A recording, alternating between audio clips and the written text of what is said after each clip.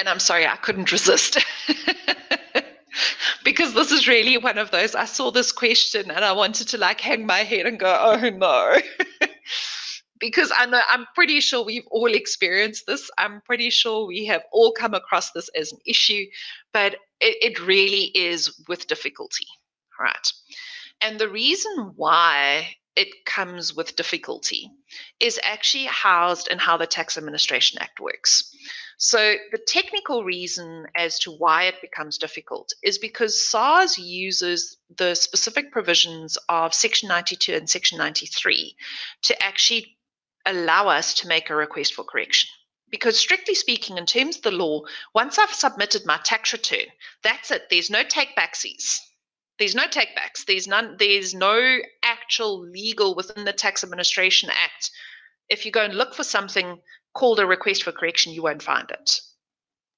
So SARS can't come back and change my return.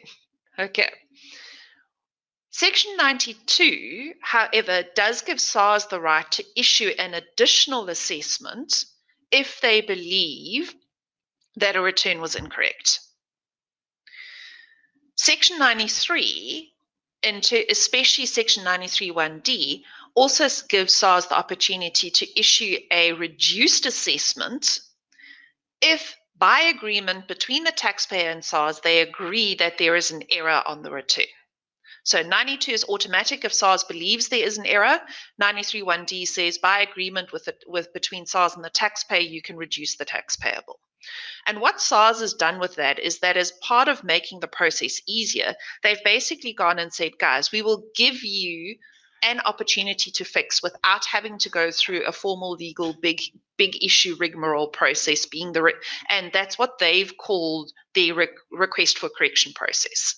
So effectively, it's SARS taking Section 92 and Section 93(1)(d) and saying, okay, in these limited set of circumstances, we will automatically agree with you. We may still come and audit you later, but we're literally going to automatically agree with you. The issue that you run into is that once you've done that IT14 SD, then realistically, SARS is looking at it going and saying, well, you had the chance to fix it when you did to do it correctly when you did the return. We realize mistakes happen, but your IT14 SD is really where you should have realized that there's a bigger problem. If there's something else coming up, it's probably a really big deal. And then we are not going to automatically agree with you that the amount that you're wanting to correct, that the amount you're wanting to change is correct. So that's why they don't automatically grant a request for correction. So really, if you've done the IT14 SD at that point in time, then what we are going to have to look at is, or the only real options that we have left once you've done the IT14 SD is either number one, to actually go and say, I want to submit an objection or I want to submit an appeal to my return, or to submit a VDP if you've exhausted the objections and appeals process. The main thing to remember there is that in terms of the Tax Administration Act, even if it's a mistake you made, it doesn't matter whether it's an increase in tax liability or a reduction in tax liability. If you've made a mistake in the return and you don't agree with the return, you can object to it. So that's why they'll allow the request for corrections, which kind of work automatically. Okay. And then and that's why you then go and do the objections, and you then go into the objections and appeal. If you miss the timeline for the objections and appeals process and you've paid too much, then you're out of luck unless you can get SARS to accept a condonation for a late objection. If, however, you should have paid more, then you've still got the VDP, your voluntary disclosure program, as an option to get a correction done.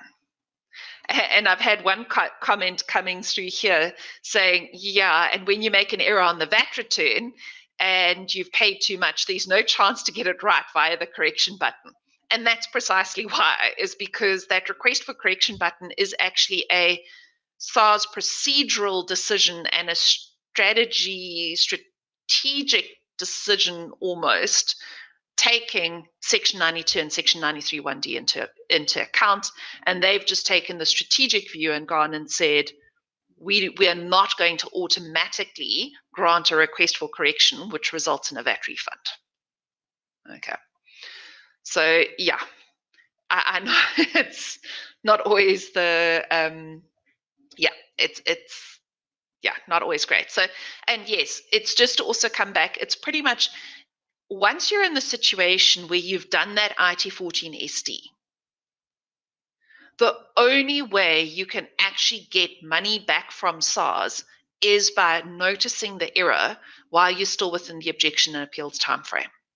Because the second you scope out of or you time out of that objections and appeals window, the only real option you have left is the VDP, and the VDP is only available when you have an undisclosed tax liability.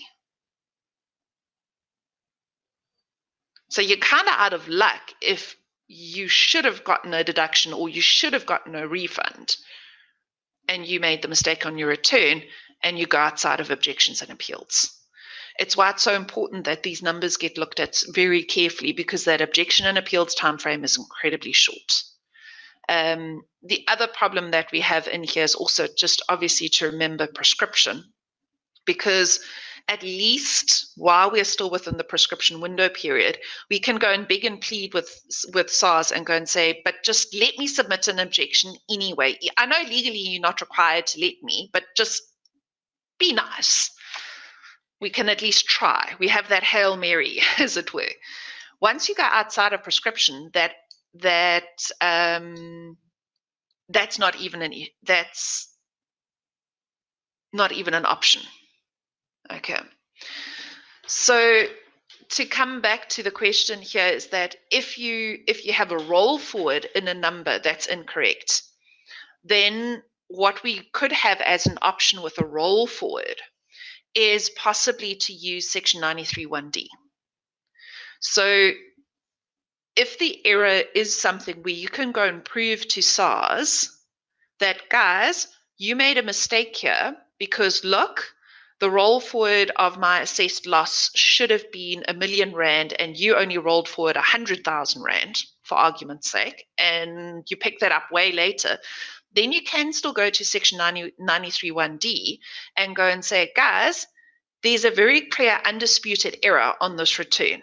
Roll forward, here's last year's tax return, here's the opening balance, error, please correct.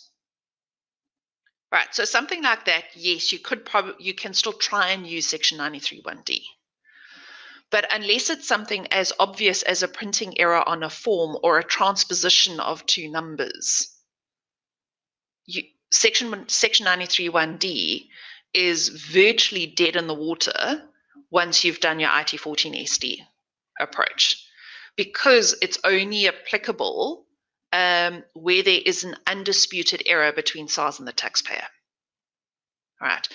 If it's a printing error on the return as well, or where SARS has made an error on the roll forward, then you can also go, and I believe it's E. There is also then a secondary option to say in terms of Section 93E, 1E, to go and say that there was an error made by SARS on the return, and therefore it's a correction of a printing error, and you can then go and put in a request from that point of view.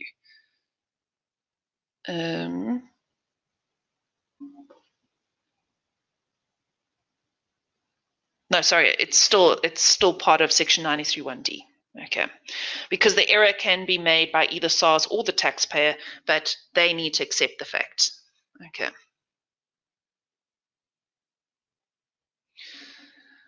Oh, okay.